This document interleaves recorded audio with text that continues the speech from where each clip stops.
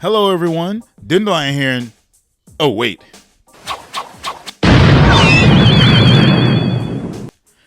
That's better. Hey, so what do you guys think about the new look of dendatar here? Looks great, doesn't it? And it's all thanks to Cassie the cartoonist. I'm gonna post some links below, so go and check out her stuff. She's got some really great art and I'm sure you guys will like it. Her prices are very reasonable as well.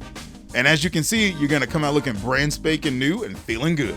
Be sure, check out Cassie the cartoonist. Now on to our regularly scheduled show. You have one. You have one, don't you?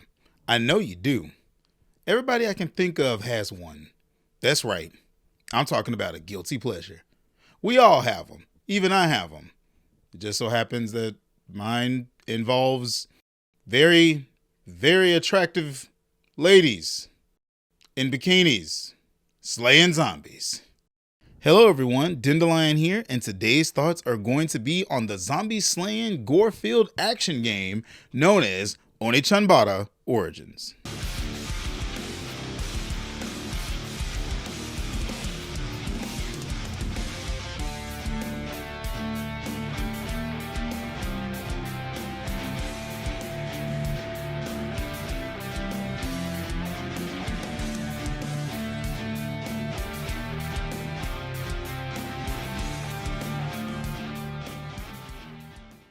Onechanbara is an action-adventure hack-and-slash video game, developed by Tamsoft and published by D3.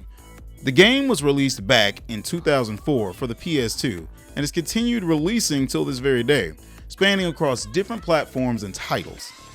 The name Onechanbara translates into Big Sister Sword Fighting, but when it came west, they called it Zombie Zone and Zombie Hunters for the PS2. The game would later adopt the original name Onechanbara for the later releases. Quick little history note, Onechanbara started off in D3's Simple 2000 series, which was essentially $20 games. And looking at it now, it's spanned into a full-fledged franchise. You really wouldn't think just simple $20 games would go somewhere, but look at this.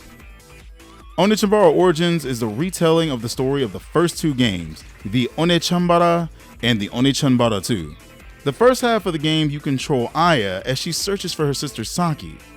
The second half of the game allows you to control both Aya and Saki as they search for their father. The general flow of Origin is similar to arcade beat-em-ups from back in the day. Your main objective is to clear the room you are put in of any enemies in it. Origin is a purely stage-based game with a chapter-based story. The game's mechanics are pretty cut and paste from the other entries in the series, with some new twists. To start, we have the cool combo. By timing a button press, just as the player character's attack would land on the enemy, the speed and power of the next attack will be increased. This is represented by a blue light emitted from the player character's weapon. Mastery of this mechanic will see the player performing perfect cool combo sequences, leading to quicker kills on enemies and bosses and higher rankings at the end of the stage. Next, we have focus. My bad. I mean prediction. We basically have a dodge roll here, or a perfect dodge. Dodging at the perfect time will cause you to enter a slow motion state, allowing the player a chance to score a powerful counterattack. Literally think of this as the Matrix if you want to. We cannot forget about the splatter gauge and the Berserk state as well. The weapon icon will begin to turn red the more enemies you slay with your weapon. Once it's full, your weapon will either bounce off or get stuck in an enemy, and you will be left vulnerable to attack. By pressing the assign button, you can shake the blood off your weapon. The Berserk Mode is a form the player can enter when your stain gauge is full. The player enters a powerful state, which is increased power at the cost of your health. The stain gauge is represented by the player icon next to the health bar.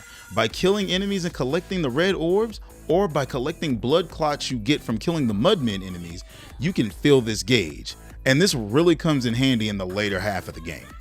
In addition to the Berserk form, the player character can now enter a second form, more deadlier than the Berserk form, called the Ecstatic Form. Now this form was introduced in Onechanbara Z2 Chaos. During this transformation, represented by both a beautiful and demonic physical traits, the character's attack power is heightened even further than the Berserk form. While defense is drastically lowered, you can gradually lose health. Players are able to mitigate this downside by continuously beating the crap out of enemies, and for each one you beat down, that's health you get back. Lastly, the Ecstatic Form has the player fully immune to flinching and staggering, allowing the player to slay zombies unimpeded by their attacks. To enter Ecstatic Form, the player character must first enter Berserk Form, which they must continuously attack enemies before the staying gauge depletes. Now, Ecstatic Form progress is represented by the cracks in the staying gauge. When that staying gauge is completely cracked and the cracks disappear, the player will enter the Ecstatic Form. The time left until the player character reverts back to their normal form is represented the same way as Berserk Form, via the staying gauge. A new mechanic they've added to the game is the Parry function. The Parry is a completely new mechanic performed by pressing the circle button, which is followed by a brief blocking animation, and a shine from the player character's weapon. The parry must be performed before an enemy attack lands, but requires a much stricter timing. Failing to parry and counterattack results in an uncancelable blocking animation, leaving the player completely vulnerable to further attacks. If the player successfully parries an attack, a small brief force field is created around the player character. Any enemy caught in the force field will receive heavy stun damage, as well as instantly enter a break status. The anime-like aesthetic really brings more life into the game. It allows for some great expressions on the characters when they need to convey emotion, and the style fits the idea of this series a bit more than the more realistic approach that the previous titles had. I feel like I understand the characters a bit more this time around, or at least Ray and Aya. Originally, I thought Aya was this silent badass who was super serious, who didn't talk much, pretty much female Ryu Hayabusa in a bikini. However, I was wrong. The girl is a total dork. Origin really expresses more of Aya's personality as we get to see she's very much confident, caring, and cocky. Saki is low-key a siscon. We're not even gonna hide that. Throughout the series, she's rash, impulsive, foul-mouthed, and uncaring of anyone except Aya. Saki, while having some of those traits, is somewhat lax this time around. She still fires off that mouth of hers, but she will admit it if she goes too far. Though the story is simple, it was full of moments that hit pretty hard in the right places. The characters were allowed to be fully expressive and show so much of their personalities that it felt so good to be a part of the journey. Now, Origin is not without its fair share of problems though. The number of combos compared to the last game are kind of low. Z2 Chaos had a crap ton of combos, way more weapons we could switch between. The game was crazy with them. But in Origin, they kind of went with more quality over quantity in that sense. Not too terrible, but I do wish we had some of the crazy combos. On the console version, there were some audio stuttering and hitches, and the PC version was plagued with frame rate drops at random. Not enough to ruin the game though. The stage design is very colorful, but there isn't much in variation. Much of the game just takes place in the same repeated area. It was kind of like playing Piano 3, but you know, you're in a sewer this time. Not even a new art style can fix the repetitiveness of runs in the same stage. Despite some of the faults, Origin still delivers some pretty stellar gameplay to the table.